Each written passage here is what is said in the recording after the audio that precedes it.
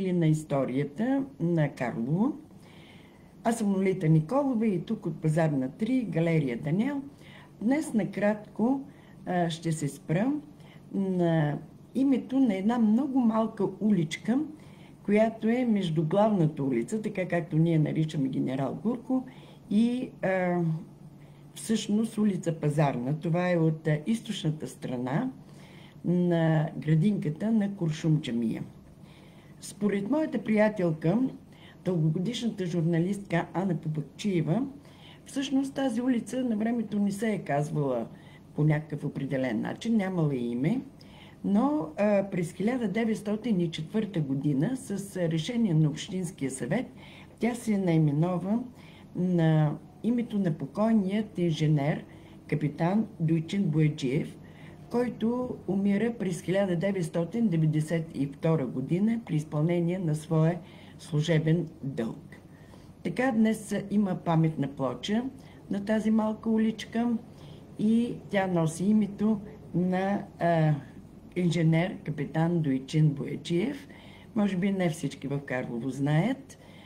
Паметната плоча ни напомня за делата на този славен карловец, който всъщност е роден в село Свежен.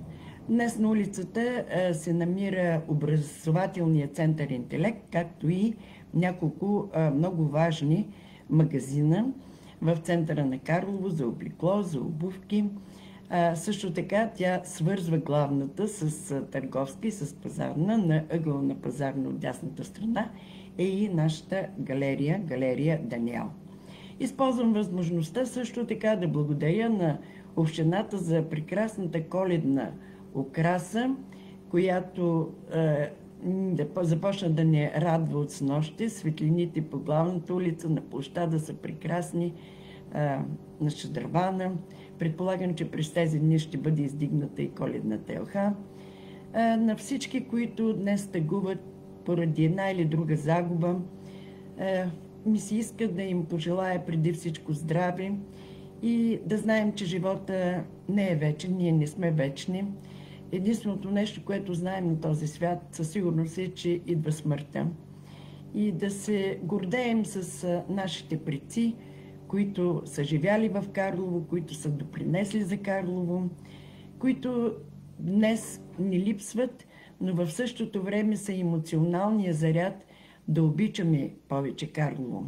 Аз съм Лолита Николова, започнах тези предавания миналата седмица по повод на памет на баща ми, който почина миналата седмица тук в Карлово, карловският художник Петър Николов.